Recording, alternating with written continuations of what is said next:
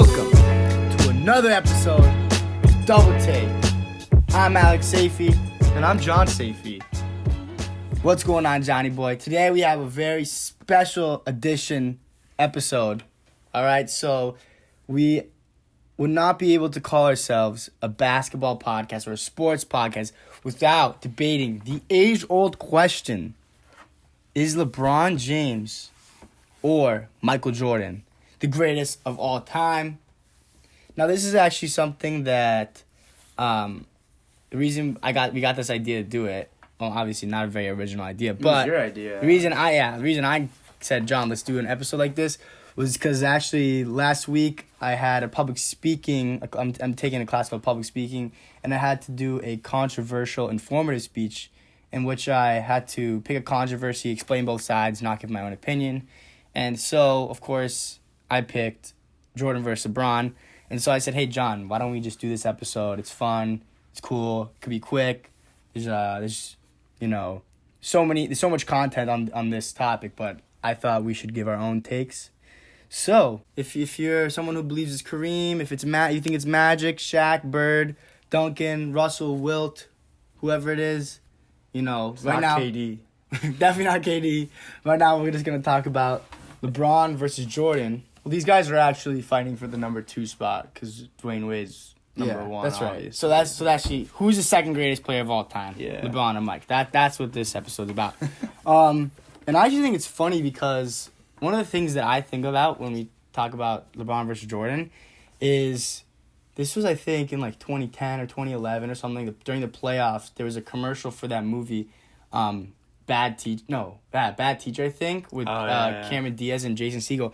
And there was actually a very funny. Like the LeBron. This is LeBron in Miami. It wasn't 10. It was like. I'm just telling you that was at that point LeBron had no ring. So anyway, what I was gonna say was, there's a clip from the movie where Jason Segel's arguing with like a little kid because it's like at a school. Jason Segel's like the gym teacher, and he's like, LeBron. The kid's like, LeBron's a better rebounder and passer, and he goes, call me when LeBron has 6 rings, and he's 6 rings, and he says, is that your only argument? He's like, it's the only argument I need. And anyway, the reason I think that's funny is because that was something that was being debated when LeBron didn't even have any rings.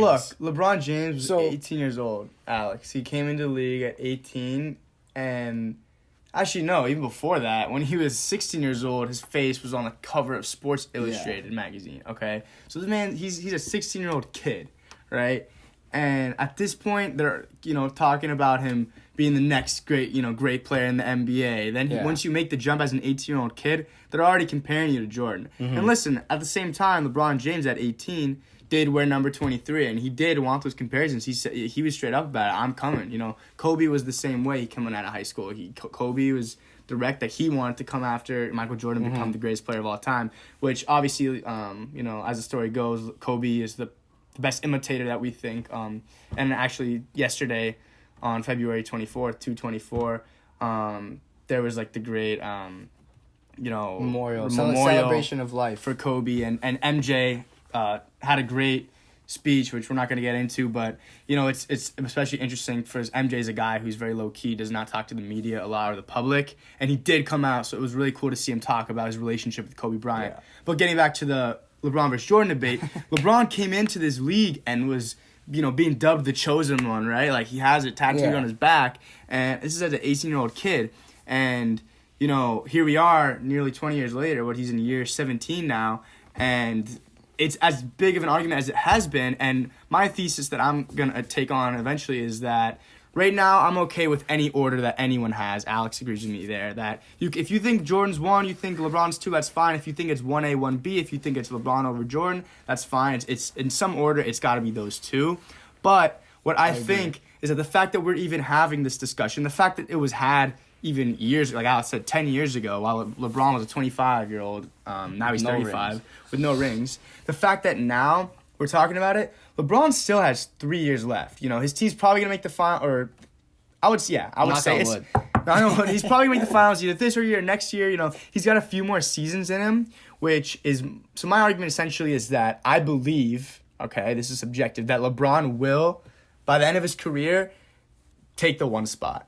Right now, for me, I don't really think it's relevant to say there's an order, but for the sake of the argument, I'll say Jordan's 1A, LeBron's 1B, but I think LeBron is the only reason I put him at 1B is because LeBron is not retired yet. But now we're gonna get into the argument. Yeah, who even cares? So, who even cares about what's gonna happen? Alex is right gonna now, start. we're talking today. Where LeBron's career is at right now, and that's where we're gonna go. So, similar to John, I think these have to be the top 2 players on anyone's list. And I think if you pick Jordan, there's an argument for Jordan. If you pick LeBron, there's an argument for LeBron.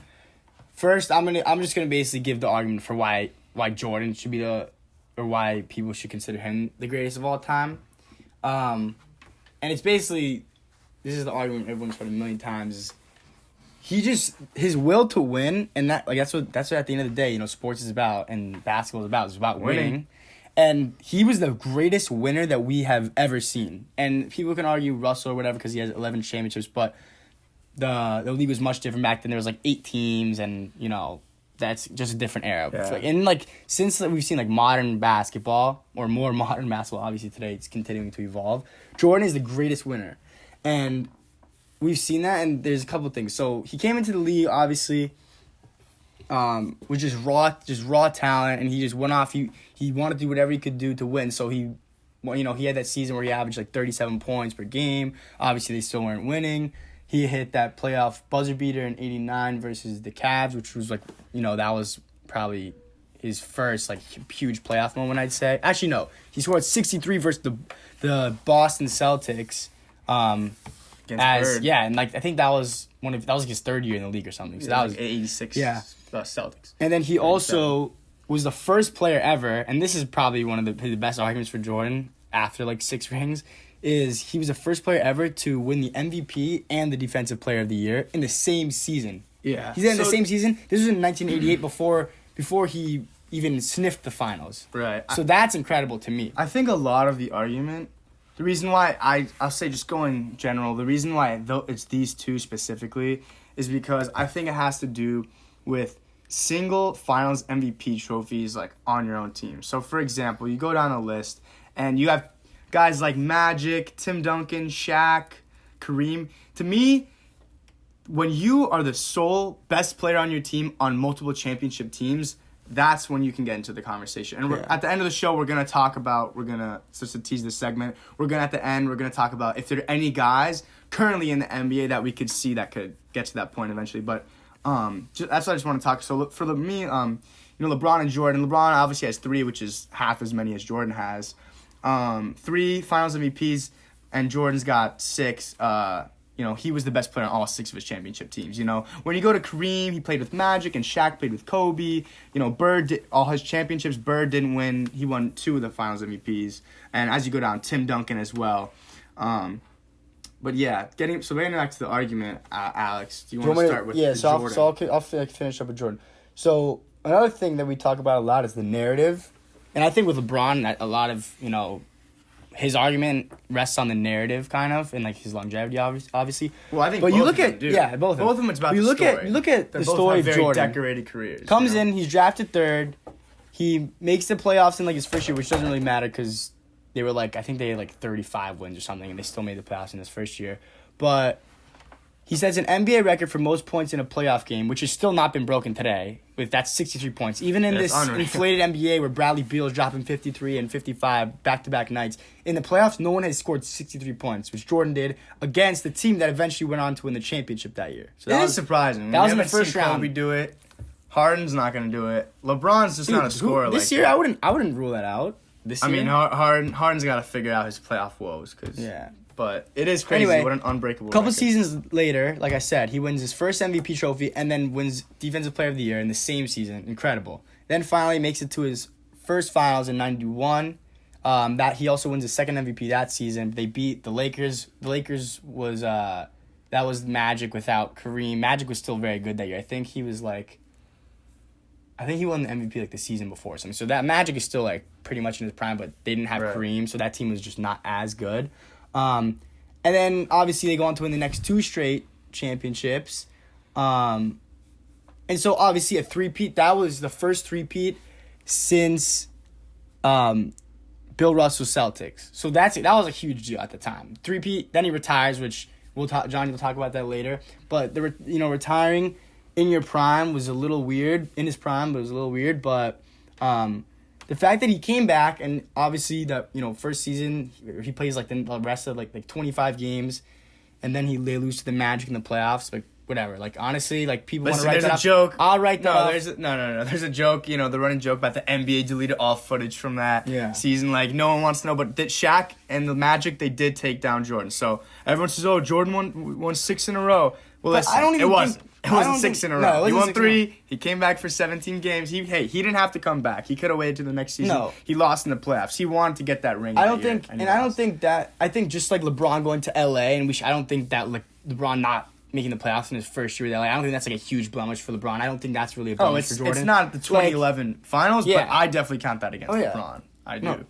Okay, whatever. I don't count either. I wouldn't say that Jordan not making it, not doing anything that year, because he came late in the season. Like, for him to even be, like, he dropped 55, I think, against the Knicks that year. Like, for him to do that even was, like, that's impressive. Anyway, the following season, that's when they go for 72 wins, set the NBA record, which was then broken, 30 years later. But anyway, they set the record, and Jordan wins his 4th ring. They did beat Shaq and Penny of the Magic on the way, so that was, like, a little revenge season.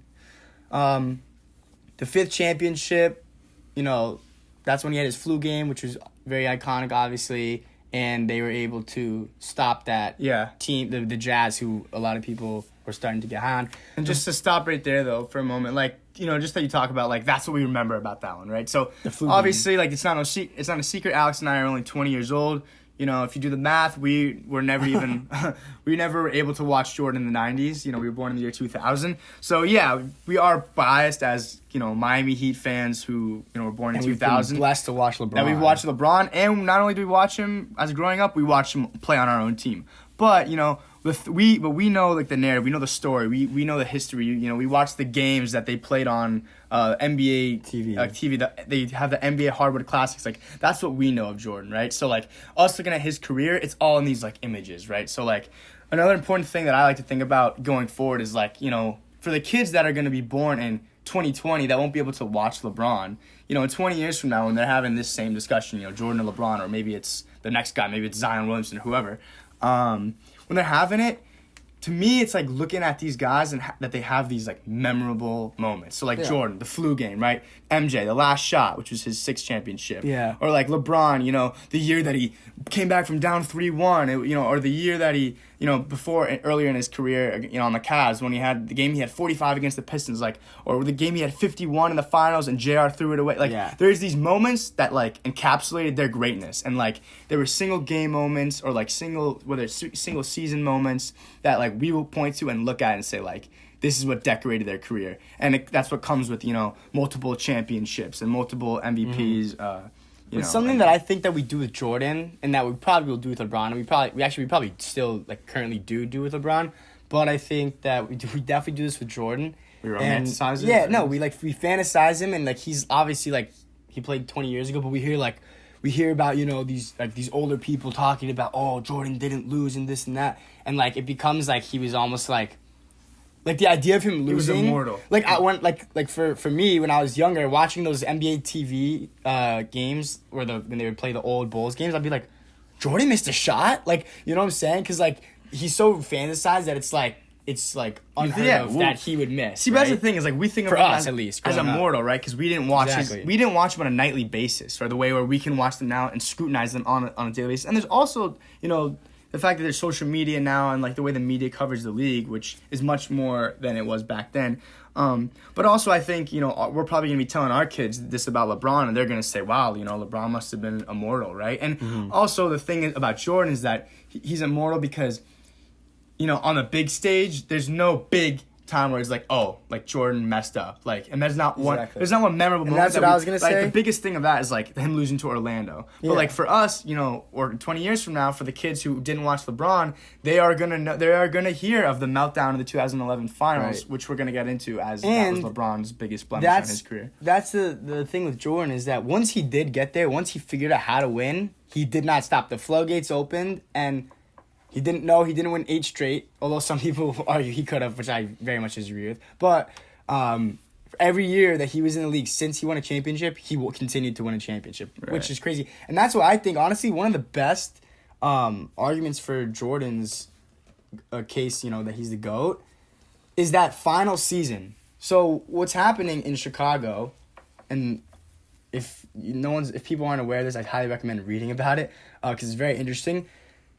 Jerry Krause, who was the GM of the Bulls, was he did not have a good relationship with Phil Jackson, Zen Master, and although coach. you have the best coach in the league, and this guy's clearly gonna be a great coach for many, many years to come. He said, "I don't care." This is a quote he said. He said, "I don't care if we win 82.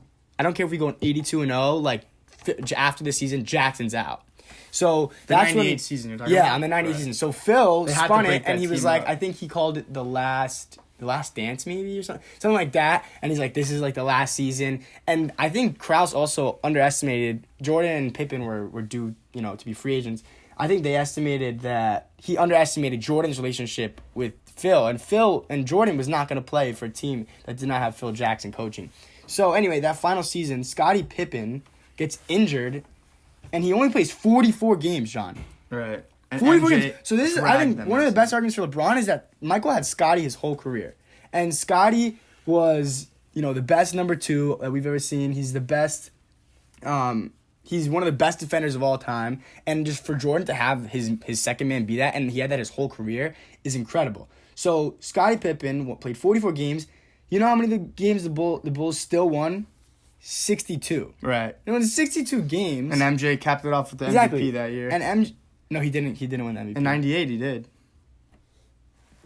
I think that's wrong. I think Karl Malone. Oh, Karl is Malone NBA, won it 3. Yeah, Malone okay, won yeah. it in 97 and in 99. You're But right. That was the year, they could have given it to MJ every year, right? Yeah, But so they gave it to had MJ, give it and MJ to obviously Malone. has a scoring title as well, which MJ ended up having 10 of those, which is another argument. But anyway, so for them to win 62 games that year, they get to the finals. They don't have home court. That was the year. They go to 7. They go to 7 games with the Pacers. Obviously, they come out in the end. They have Game 7 on their home floor, and that was the year where people were like, I think the tides are turning. Maybe this is the year that Jordan wins.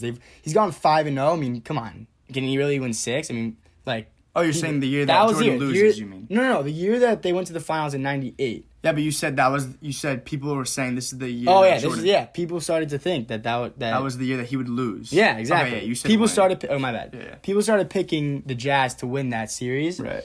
And I mean, back to back. the Jazz. I think, I don't know how long their series was in the Western Conference Finals, but they had a week off, right? Right. So they had a week off. Meanwhile, the Bulls were fresh off a 7-game series. Yeah. And so they go. The rest versus and- Russ. Exactly, Russ Right. versus Russ. And, of course, they end up winning that series. Jordan hits that iconic shot with 5 seconds left or whatever it was. But he left. pushed off. He pushed off, of course. It was definitely offensive. pushed off. But at the same time, I think there was 2 plays before. He stripped. He stripped, I think, Stockton, or was it? Or he blocked someone. And he took it down. He scored a 2. They come back down. He has another great defensive play. Come down. Hits that shot over Byron Russell. So that cemented it. 6 championships in 6 seasons and 6 Finals MVPs. That's basically why he's immortal in our eyes. Yeah. Right? So now, So let's talk about LeBron now. okay. So first, do you want to get into the weaknesses, the arguments against Jordan? That's kind of where I want to go here. I honestly don't think there's many against Jordan. I would say it's more for LeBron, and this would. So I guess Right. against So- Jordan, if I was gonna argue LeBron, Well, I'll explain what I mean by this. So obviously, for example, at the time, Bill Russell, right, 11 championships, he can't he can't go back and change anything that he did. At the time, what he did, he was the greatest player of all time, Yeah, and exactly. and we can't hold anything against him. And in the same sense, Jordan won 3 in a row and said, all right, there's nothing else for me to do. I'm the greatest. I've done a three-peat at this time. No one has done it in this modern era. What else is there for me to do? I'm the greatest player at this time. I'm going to move on. I want to go play baseball, right? Yeah. And he comes back, he does the same thing, wins 3 more. And it's the same thing, at the same time. He's like, all right, what am I going to do now? Now I won 6 championships. No one's done what I've done.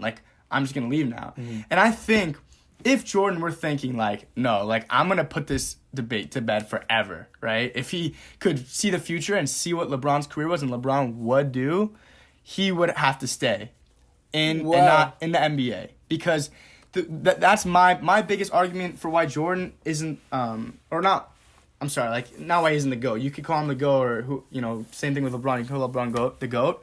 But I think the biggest just blemish on his resume that is his resume that is the greatest resume of all time, right? Is that he took those 2 years off, right? How old was he the year that he left? You got He it was there? 34. Right, so 34. So LeBron right now is 35. Okay, so he took off the seasons I'm talking about, and this is the first time around. Well, the first time he was 29. See, the first time around, he was 29. Okay, so that's the peak. There's obviously a lot of conspiracies about why he did that, and we could get it. We could do a whole passing. Right, we could get into a whole episode about that. But he cut off 2 years of his prime, and then again he three-peated again when he was 32, 33, and 34, and he left. LeBron right now is 35, and looks like the next 2 seasons will be on a championship competing team. Yeah. And Jordan could have done the same. He won the 98 MVP and the 98 Finals MVP. So we're talking about, listen, Jordan played 15 seasons in his career, and obviously we don't need to count the 2 Wizards seasons after he took like 3 seasons off, and it was just different. But we're talking about if he would have played an extra, like LeBron's at 17 right now at age 35. If Jordan had given an extra, he could have gotten an extra 1.5 in the 94, 95, 2 years. And then he could have gotten maybe 99, 2000. Imagine we had seen a Lakers Bulls again, the Kobe Shaq Lakers. That would have been nice, but as I mentioned before, I actually think that was out of his hands, and that was more of the organization was in a bit of disarray. For some reason, Jerry Krause decided to fire Phil Jackson, or not fire, he decided to not re-sign Phil Jackson and then go with some random young guy out of college. It was the college coach that they hired. Mm-hmm.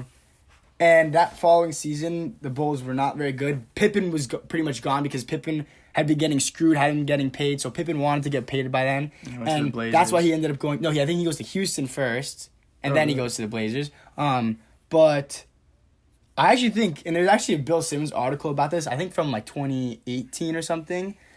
And he talks about the fact that it wasn't that Jordan actually wanted to retire, because he didn't, I don't think, officially retire until a little bit on to that season, because that following season there was a lockout.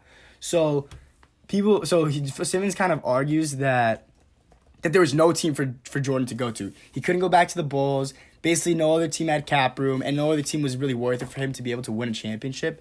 So that is an interesting thing. I think the better argument would be like him retiring those 2 years after the first three-peat. Right. Even if you just said that, the biggest, thing on his resume that's holding him back from being the undisputed GOAT, right, which some people will say he even is, but I don't think so because I would dispute that, is what I would say is that it's because he took those years off. So now we can get into the LeBron argument.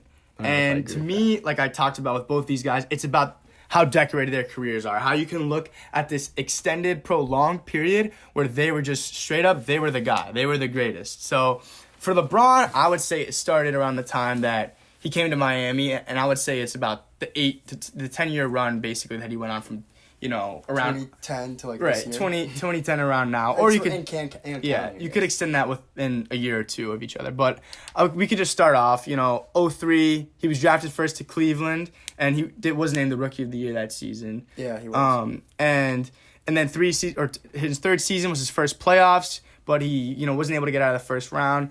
And at 22 years old, though, in 2007, so 22 is the... No, I think he did. Didn't he get out of the first round? Because I don't think LeBron's lost in the first round ever.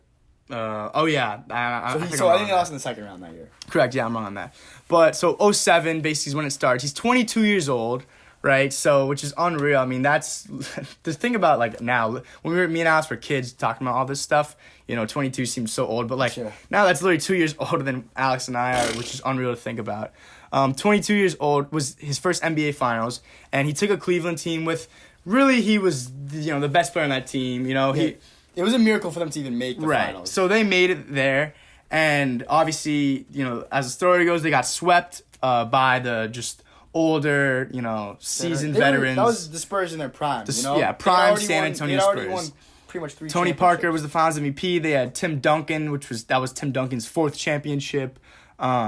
And they had Manu, these were all guys at their peak, and it was just so that this is where we get into like the record argument, right? Yeah. So Jordan's 6-0, but do we hold it against LeBron that he went to the finals when he was 22 years old and lost in the finals, right? So would it be better if LeBron had just lost in the Eastern Conference Finals that year And if anyone who says that, I think you're just stupid. That's ridiculous to say definitely. that you would rather have LeBron not make it to the finals than make it. So and I think that's actually very interesting. That's like a big thing with LeBron versus Jordan is undefeated in the finals versus not undefeated in the finals. Right. But the difference is that LeBron was able to take those teams that really had no business being in the finals to the finals, but every time Jordan really didn't have what it take to ever win the finals, they never even got to the finals. You know what I'm saying? Yeah. So like it would have been interesting if Jordan in one of those in like that '88 season maybe beat the Bad Boy Pistons and then lost to the Lakers in the finals. Like, right. That would have been interesting. But so I think if Jordan never had that. Right. If we're just talking strictly numbers, like if the greatest player of all time, if that conversation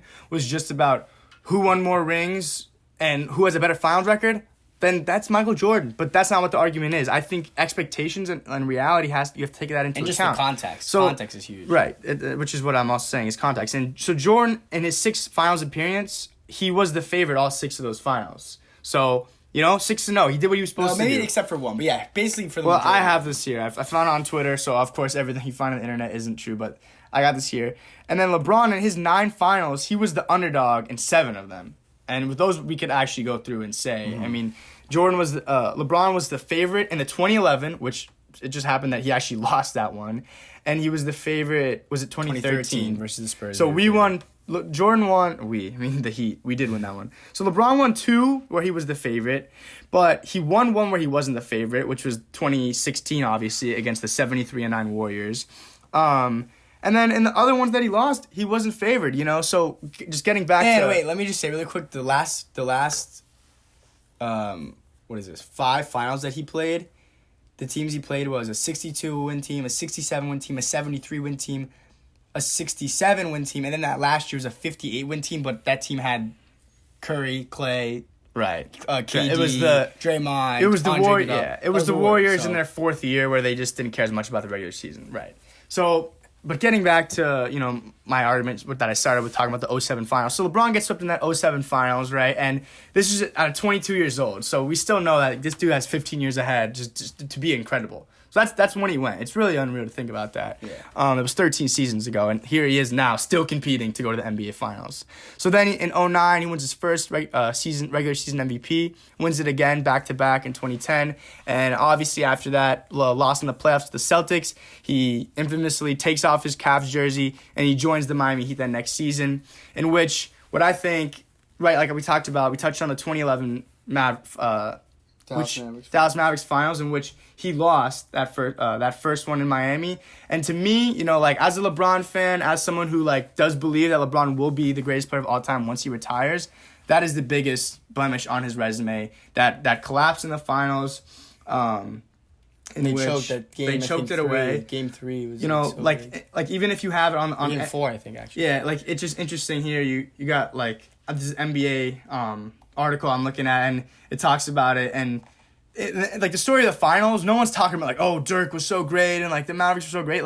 The story of that NBA finals was LeBron, and that he averaged 17.8 points, 7.2 rebounds, and 6.8 assists. I think that's from our perspective. A lot of people were talking about Dirk. Okay, you can say from it was our the underdog story. But I would just say, if the average NBA fan, if you talk about 2011 NBA finals, the story is about LeBron's collapse. You think about LeBron choking. Right, and that had a lot to do with, the big 3 came together, and LeBron and Wade were both Batman, and neither of them were Robin, and one of them needed to take a step back. And once Dwayne Wade did take that step back, the following season, obviously, LeBron James was able to win an MVP and our first championship and a Finals MVP.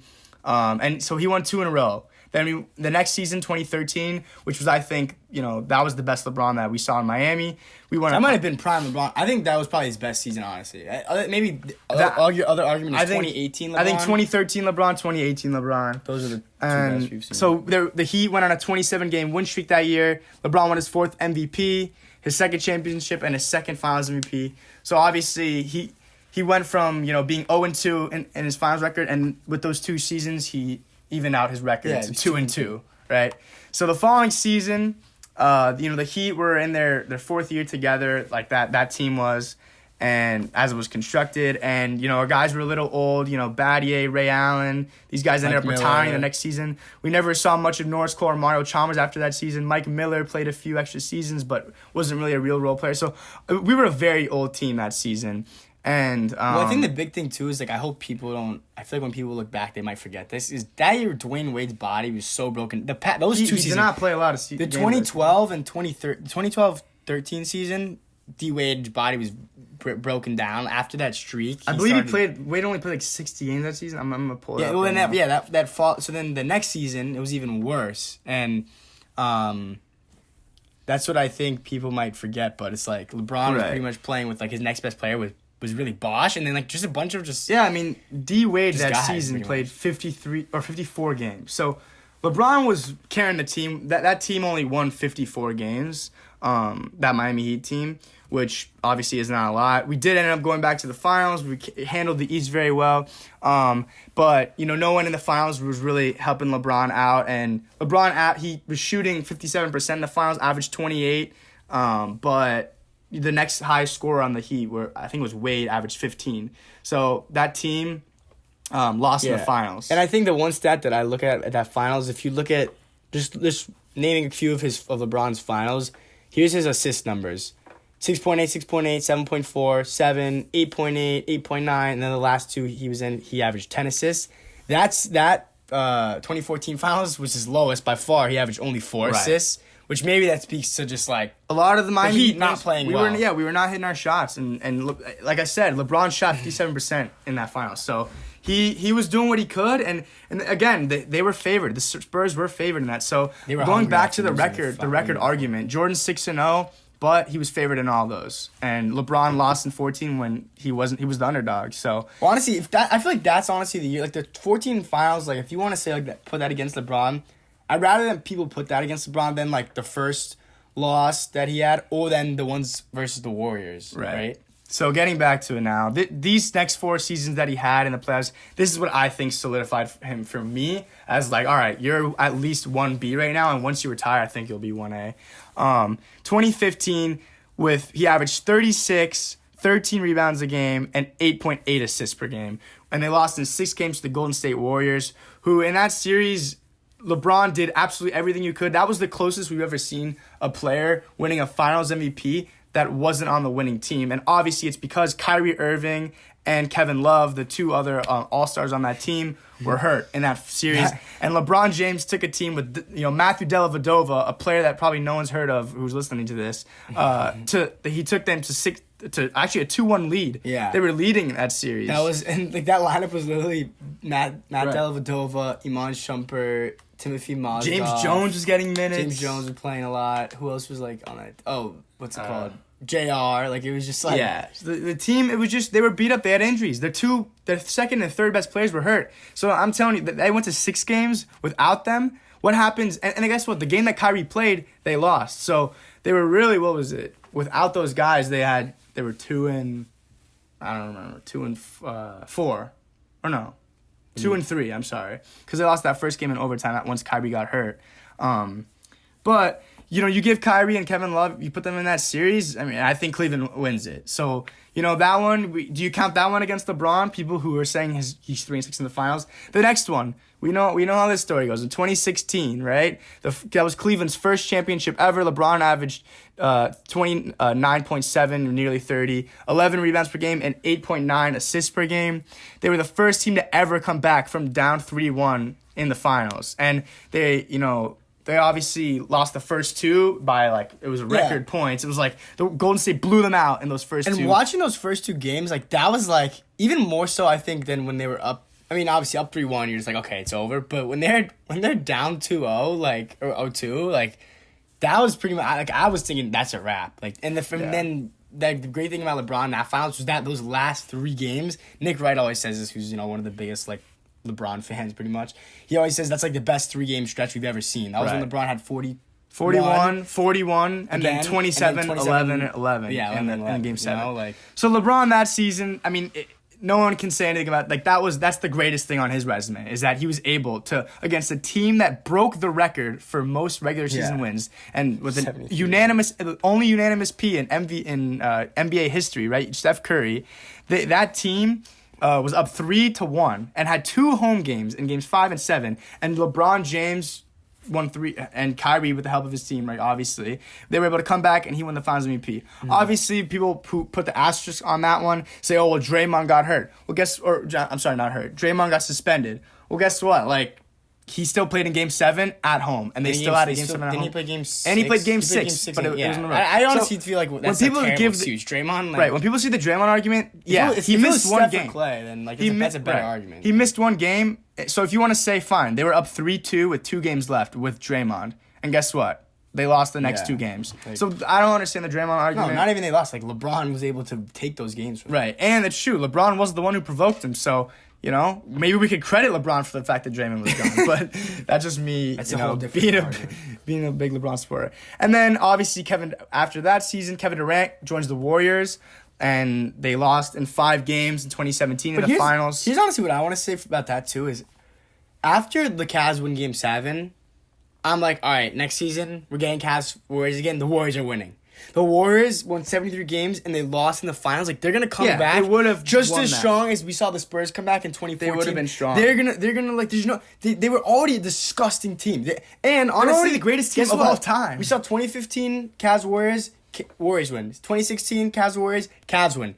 You split it 1-1. Like, okay, it's even. That's an even matchup. Although I still would have argued that the Warriors were much better. Warriors. Now the Warriors put Durant on the team. So obviously, if it's an even match and then you add one of the best players of all time. The second best player in the league, it's going to be uneven. So I feel like anyone who wants to say those next 2 seasons, next LeBron 2 finals lost losses against LeBron, I don't think that's an argument. I can't believe it. I feel two final losses in a row for LeBron. That's we're really pounding home being the LeBron apologists, but those finals losses are just ridiculous. Yeah, and Durant ruined in 2017, Durant came. They were an unbeatable team, and they were 16-1 in the playoffs. The one game that they lost was to the Cavaliers in Game 4, which a lot of people say it had to do with the referee and officiating that game. But for what it's worth, LeBron averaged a triple-double, which was the first time any NBA player had done that in the NBA Finals. So LeBron averaged a triple-double. And then 2018, this is the greatest LeBron game that I've ever seen him play. Game 1 of the Finals. This is performance I've ever seen anyone play. This is greatest. Yeah, actually the greatest game I've ever seen anyone play. I think, and Bill Simmons actually says that. He's a lot older than Alex and I, and he's watched a lot more games than we have. And that was Game 1. This is after Kyrie left. So LeBron had already gone on a crazy run. He had 2 game winners in the East. Tell us about the playoffs before he gets. So in the Eastern Conference, they go up again. They had a 7-game series against Indiana. LeBron hit a game-winning 3-pointer in Game 5 of that series, to take the 3-2 series lead. But Indiana was leading that series 2-1. Then the next series, they swept the Raptors.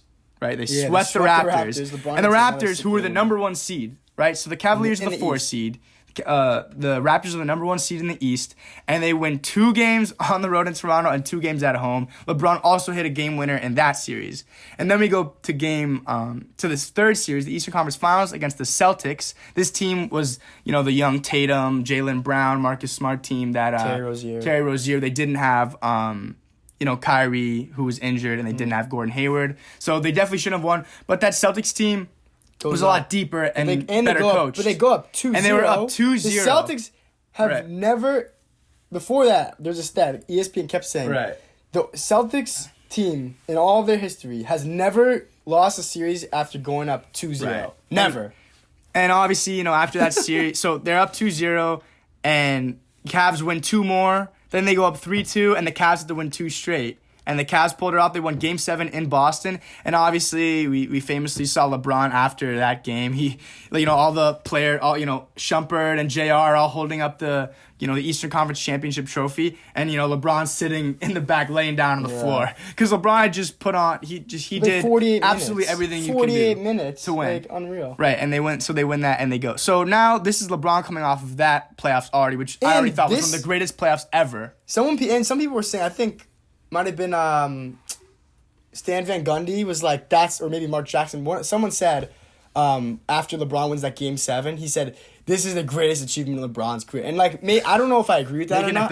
I mean, it was his 8th straight NBA Finals. But I would say I necessarily agree with that. But for him to, I'm just putting it in perspective, for him to get that team to the finals, like that's what everyone saw. They were a 4 seed. Everyone counted them out as soon as Kyrie left. Like that was that, you know? Right. And then seeing how good the Celtics have been playing. So for him to go to the finals, like he's basically like just flying high.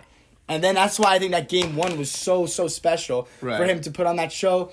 And then, which is why it breaks my heart that he didn't win, because I don't know what would have happened to ESPN and whatever, Twitter, if LeBron goes from that incredible playoff run to game 1 of the finals versus this stacked Warriors team, puts up, it wouldn't have been 50 if they had won before overtime. He would have had like 49 maybe. All right, so yeah, this is the stat. And then for 2 days straight, they would have been saying, wow, LeBron's the GOAT. Like that. So the Warriors were like, that series, I'll just explain how lopsided it was. It was lopsided before when the Cavs had Kyrie, but now Kyrie's gone. And it was lopsided when they have Kyrie and the Warriors didn't have Durant. So now the Warriors had Durant, the Cavs didn't have Kyrie. It's extremely lopsided. I think they were like the Cavs were like plus 1,500 in that series or something. It was like 15-1. No one thought there was a chance. The series obviously ended up being a sweep. But in that first game, LeBron James joined 5 other players in NBA history to score 50 points in the finals. So he had 51, and LeBron is the only player in NBA Finals history to have 50 points and lose the game. So LeBron James had 51 in that game, and that's obviously the game where J.R. Smith infamously, he gets the rebound. They get the rebound, and he doesn't try to put it back up. He runs away. The Cavaliers were down, and J.R. Smith didn't go. No, they're even. They're even. They get the rebound. Oh, I'm sorry. It was a tie game. He thinks they're J.R. thought that they were up, and J.R. dribbled the ball out instead of going and just putting back a layup. So, and you know what? Had J.R. just laid it up, LeBron James would have gone up 1-0 without Kyrie Irving on his team after scoring 51 points in the finals. And he would have gone up 1-0 against this all-time great juggernaut team with Steph, Clay, Durant, Draymond Green. And you know who's happy, other than the Warriors? The other person who's happy that JR did that is George Hill, because I very rarely will hear people talk about George Hill missing that free throw. Right. This dude makes I think it was like 5 seconds, or maybe that's 4 seconds left. If George Hill makes the biggest free throw of his life, makes that last free throw, or no, he missed the. He made the first. No, he made the first. I'm sorry, he misses the second. Just make the second, and you're up 1, and just play 5 seconds of defense, and you win the game. Of course, he misses it, and then JR somehow gets a rebound over Durant, which is why that was honestly worse, because it was like, first, oh no, he missed a free throw. They still got the rebound. You still have a chance to win, and he runs away. And that picture of LeBron is just. Right. That's one of the craziest photos. It's nuts. Right. So now getting back to the main argument and whole, to me, what it is the 8-year stretch where like LeBron was just superhuman. 8 seasons in a row, or fine, if you want to cut off the first 2011 one. 7 seasons in a row where LeBron just every season he did something incredible that we've seen rarely any players do at all. And to me, like the pinnacle of that was his 51-point performance in the NBA Finals against Golden State in 2018. And now we can get back to the main argument. So my thing is that LeBron is going to pass Jordan in all the totals. So he's higher than him in rebounds and assists. In total points, I think LeBron... He passed him too. He's passed him, but LeBron has the chance to become the number 1 all-time leading NBA scorer and pass Kareem in his career. So and the first player to get to 40K. And he could also become the first player to win 3 different Finals MVPs with 3 different teams. So we're having this discussion at an interesting time because obviously there's still some left to be written for LeBron's career. But that's just the argument for both players. And I don't know if you have anything to add, Alex. Well, now if you're putting them head to head, I guess so. With Jordan, with LeBron, you could just say that just. Undisputed, like what he has over LeBron is he averaged 3 more points than LeBron, and he had way more 50-point games than LeBron. On top of that, he had 10 scoring titles. LeBron had only 1. And I think 10 scoring titles, not even looking at versus LeBron, that's just absurd in general. Like, I don't know who's next, but 10 is just ridiculous. So Jordan, and for him to do it even in those last couple of seasons, with Jordan the Bulls, won up was like nuts. He one ups LeBron the fact that obviously he has five single season MVP regular season MVPs. the scoring, no one can dispute it. He's a better scorer than LeBron. But LeBron's a better passer, right? So LeBron, the way he gets points is by passing it to his teammates. Yeah. So you could if that's what cuts it for you, no. Well, he has to be scoring it himself. Okay, fine. No, yeah. My definition, I don't think that's the argument. I don't take that away from LeBron because LeBron is averaging 10 assists this season. Yeah. Well, also if LeBron averages like 2 or 3, I think 2 more assists than Jordan, which 2 assists is at the very least 4 points. So if you add 4 points to LeBron's scoring total average, then he's averaging more. Like 30 points. He's averaging more than Right. Jordan. So it's that's not really an argument. But another great one is the defense, and this is one that Skip Bayless will always just be ripping on LeBron. Well, and for. the free throw. The one thing that MJ does beat LeBron, other than LeBron beats him in assists and rebounds, steals per game, and even shooting percentage, and 3-point percentage. But Jordan does beat LeBron in free throw shooting percentage. But then the defensive argument is that Jordan made, I think it was 9 defensive. Let me pull it up right here. Jordan made. Wait, where'd it go? I'm gonna say it's 9. I think he had 9 all defensive teams to LeBron's 6.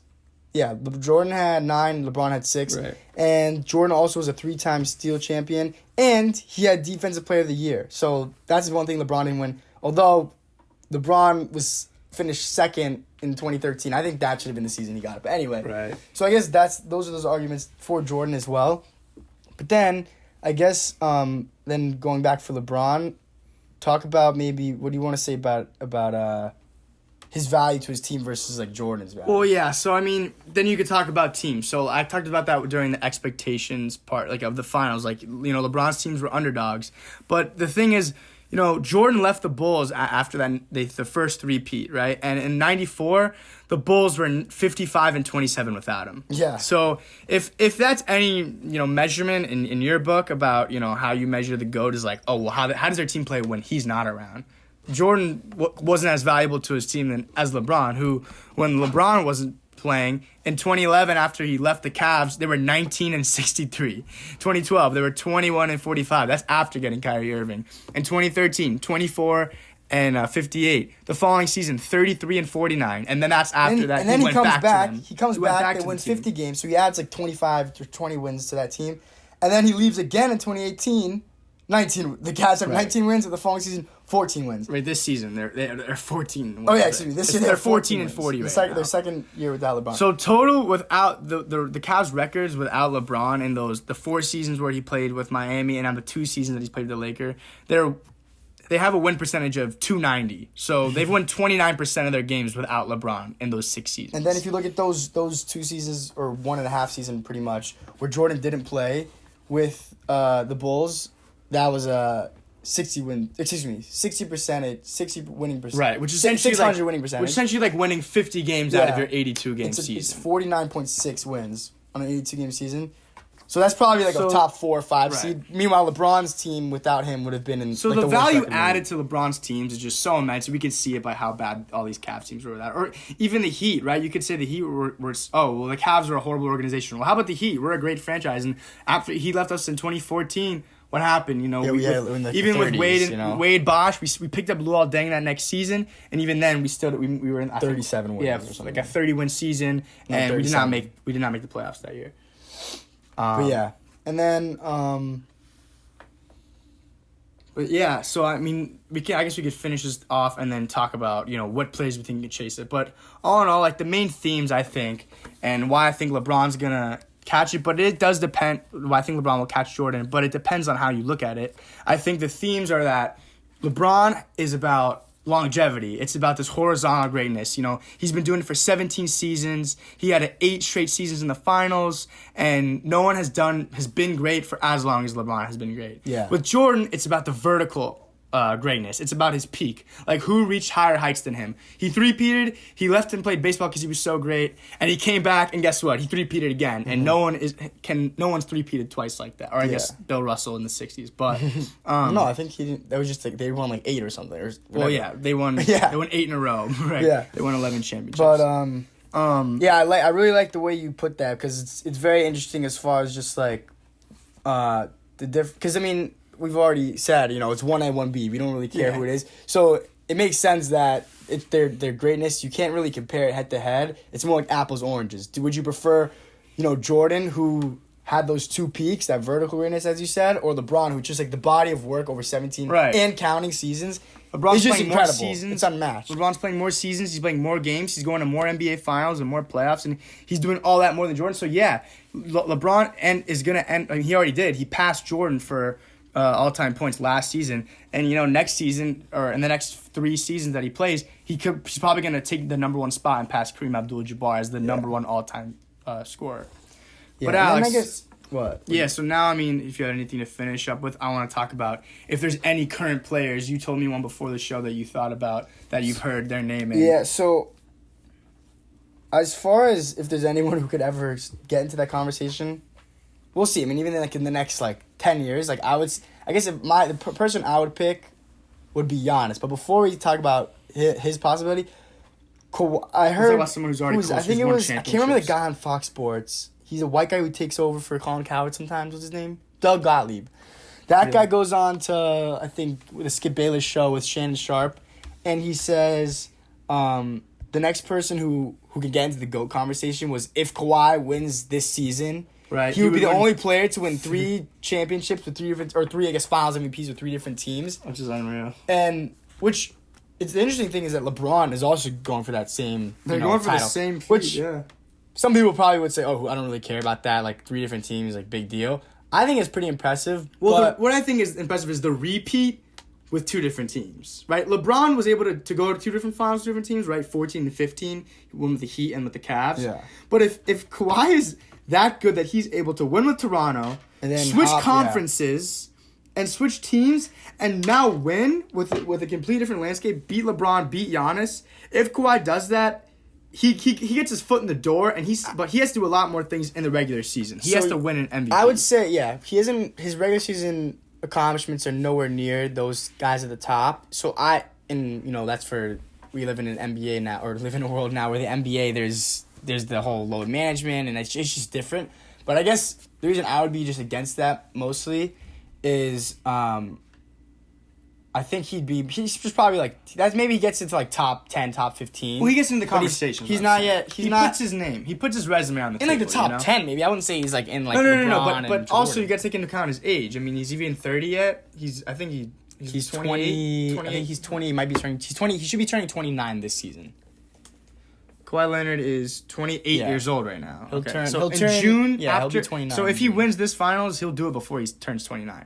So that's the thing. He does 3 championships, and he does it with what? How many years does he have to play still? 6 or 7 years that he can still play. Yeah. So he's in the conversation. Another guy I'm thinking about, and I don't think this person's crossed your mind, is Luka. Yeah. I feel like that's talking to a pitcher. I think that's talking to a pitcher when he's throwing a no-hitter. I don't want to jinx anything. We're not jinxing anything, but yesterday at Kobe's the memorial for him and his daughter, people, his wife, obviously, she's the mother of Gianna. She's gonna say something like this, Gianna could have, been the great. She would have been the greatest player in WNBA history. Right, I was a 12-year-old. I heard her. Right, and there's no reason to say she couldn't have been. She learned from someone like Kobe Bryant. She grew up learning from him and watching him, and she had the greatest teacher in him teaching her basketball. And she was already she was great as a 12-year-old. So there's no way to say that, in the next 20 years, 30 years, she was going to become that, right? So with Luka, he's 20 years old, and he hasn't shown us any reason why he can't be that. Yeah, I mean, he can be an all-time great, but I guess the only reason... He's 20 years... in 3 days, he turns 21. Okay, so he's 20 years old right now. And another player we can talk about like that is Giannis, who isn't 25. Is he 25? I think Giannis just turned 25, yeah. Right, so Giannis is 25 years old, who we could see the same thing for him. People have been comparing LeBron at 25, Giannis at 25, right? Mm-hmm. And he's going to win 2 MVP. This will be his second MVP probably this season. It's his to lose as of now at this point in the season. So I think him. Can't believe he's 25. And then lastly, before we finish up with the show, I just wanted to touch on why Steph Curry and Kevin Durant didn't get mentioned. Steph Curry. No, you take Steph, I'll take Durant. All right, Steph Curry, number 1. I actually, during the 2015 regular season, after he won the MVP and they were the favorite to win that title, I did think that he was someone who we could look at and say, wow, Steph's gonna catch MJ, and he could. He was in the conversation in a way that like he's done nothing to show us that he can't. But it stops that first finals when he doesn't play well and when he lets Andre Iguodala get the Finals MVP instead of him.